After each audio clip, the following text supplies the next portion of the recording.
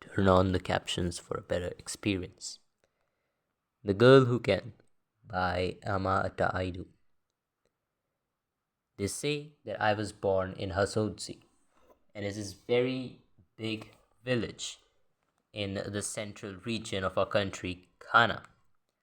They also say that when all of Africa is not choking under a drought, Hasodzi lies in a very fertile lowland, a district known for its good soil. Maybe that is why any time I don't finish eating my food, Nana says, "You, Edjoa, you don't know what life is about. You don't know what problems are there in this life." As far as I could see, there was only one problem, and it had nothing to do with what I knew Nana considered as problems, or what Mommy thinks of as problem. Mommy is my mother, and Nana is my mother's name, and they say I'm 7 years old. And my problem is that at this 7 years of age, there are things I can think in my head, but which maybe I do not have the proper language to speak them out with. And that I think is a very serious problem because it is always difficult to decide whether to keep quiet and not say any of those things that come into my head, or say them and get laughed at. Not that it is easy to get any grown up to listen to you even when you decide to take the risk and say something serious to them. Take Nana first. I have to struggle to catch her attention. Then I tell her something I had taken time to figure out. And then you know what always happens? She would once stop whatever she's doing and, mouth open, stare at me for a very long time, then bending and turning around slightly so that one ear comes down towards me. She will say in that voice, "Joa, you say what?" After I have repeated whatever I said, she would either still in that voice ask never, never, but never to repeat that, or she would immediately burst out laughing. She would laugh and laugh and laugh until tears run down her cheeks, and she would lapse and she would stop whatever she's doing and wipe away the tears with the hanging edges of her cloth, and she will continue laughing until she is completely tired.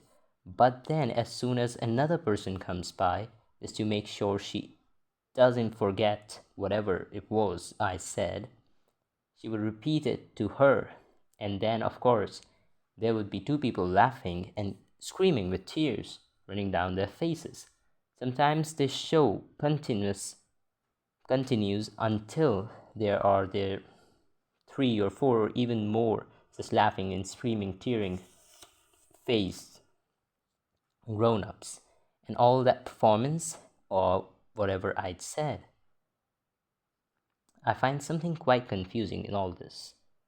That is, no one ever explains to me why sometimes I shouldn't repeat some things, while at other times, some other things I say would not only be alright, but would be considered so funny they would repeat it so times for so many people and enjoy it. You see how neither way of hearing me out can encourage me to express my thoughts too often? Like all this business to do with my legs, I have always wanted to tell them not to worry. I mean, Nana and my mother, that it did not have to be an issue for my two favorite people to fight over.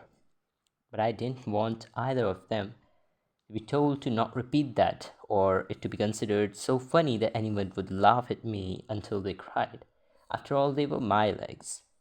When I think back at it now, those two, Nana and my mother, must have been discussing about my legs from the day I was born. What I'm sure of is that when I came out of the land of sweet, soft silence into the world of noise and comprehension, The first topic I met was with my legs. That discussion was repeated very regularly. Nana, you know, Kaya, I thank God that your very first child is female. But Kaya, I'm not sure about her legs. Mm. And Nana would shake her head. Mammy says, Mother, why are you always complaining about a Joe's leg? If you ask me, and then Nana would again say, they are too thin and I'm not asking you anything. Nana has many voices. There is a special one she uses to shut everyone up. Some people have no legs at all. My mother would try again with all her small courage. But Ajwa has legs, Nana would insist, except that they are too thin and also too long for a woman. Kaya, listen.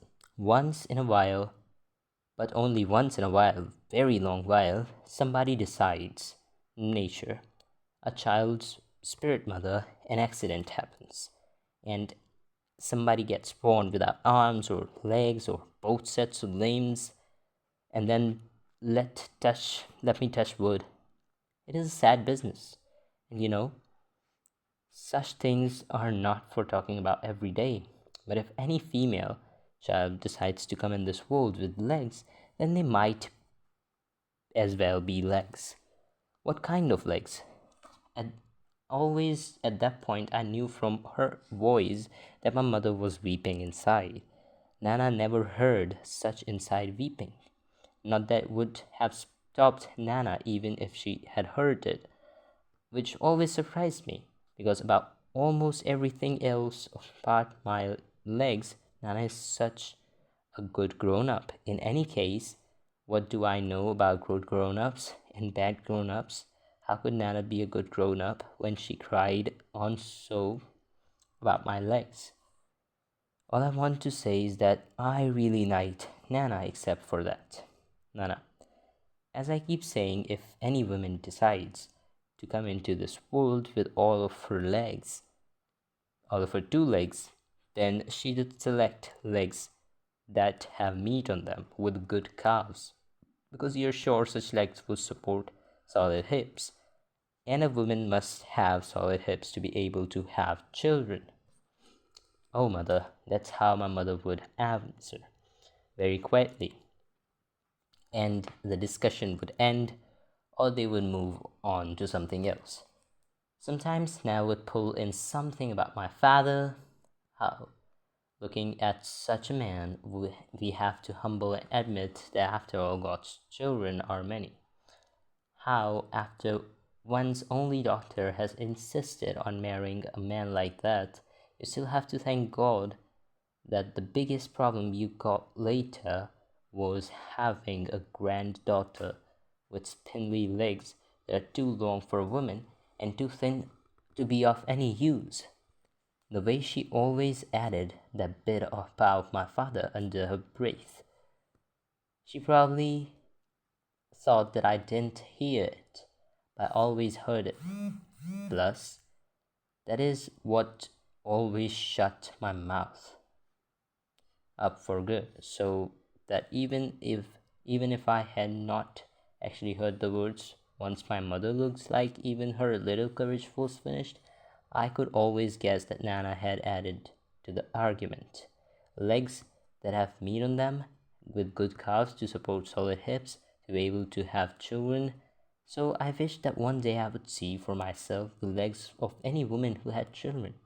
But in village, that is not easy. The older women wear long wrap round all the time. Perhaps if they let me go to bathe in the river in the evening, I could have checked, but I never had a chance. It took a long of begging just to get my mother and Nana to let me go splash around in the shallow end of the river with my friends, who were other little girls like me. For proper baths, we used the small bathtub behind our hut.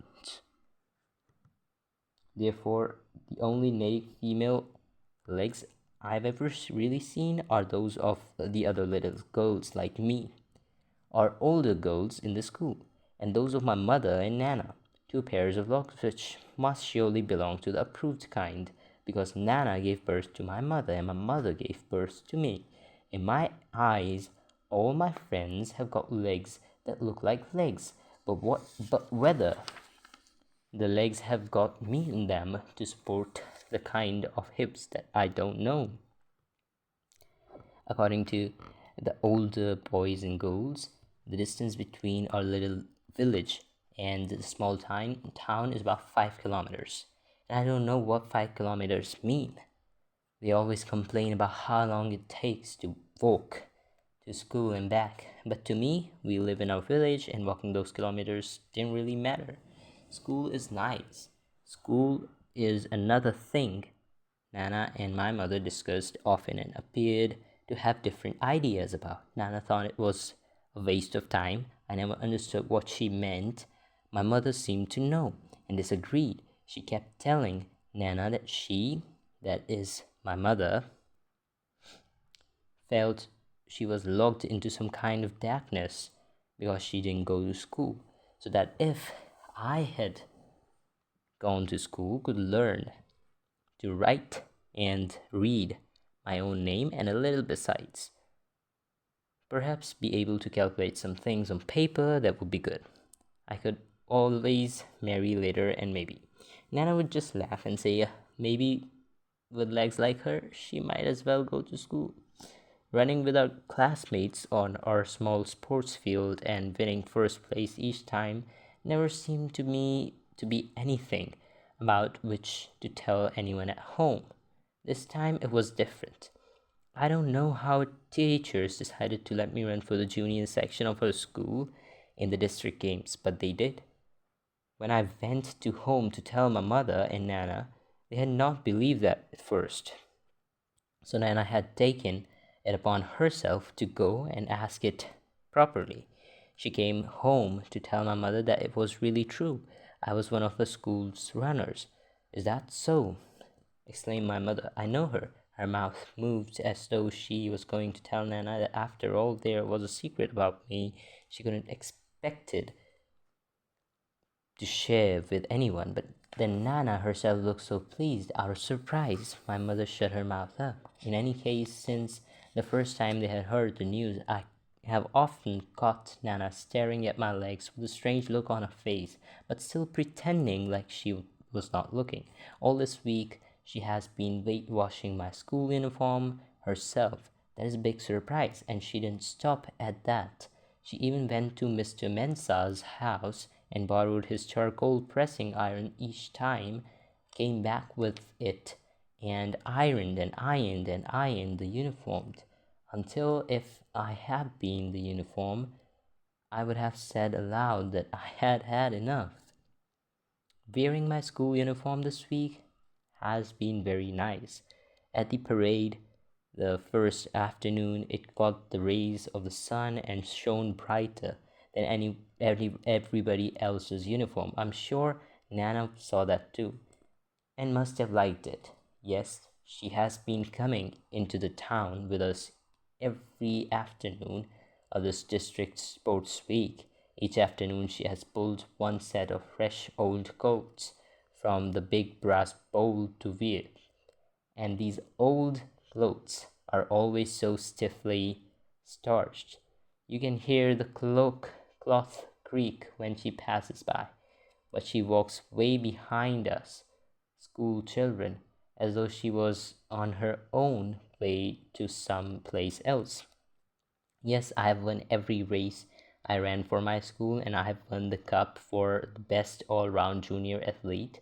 Yes, Nana said that she didn't care if such things are not done, she would do it. You know what she did? She carried the gleaming cup on her back, like they do with the babies and other very precious things, and this time not taking the trouble to walk by herself. When we arrived in our village, she entered our compound to show the cup to my mother before going to give it back to the headmaster. Oh, grown-ups are so strange. Nana is right now carrying me on her knee and crying softly, muttering and muttering that sa, thin legs, can also be useful. thin legs can also be useful. That even though some legs don't have much meat on them to carry hips, they can run. Thin legs can run. Then who knows? I don't know much about such things, but that's how I was feeling and thinking all along. That surely one should be able to do other things with legs as well as have them because they can support hips and make babies. Except that I was afraid of saying that sort of thing aloud, because someone would have never told me never, but never, to repeat such words, or else they would have laughed so much that what I said, they would have cried. It's much better this way to have acted out to show them, although I could not have planned it. As for my brother, she has been speechless as usual. That's all.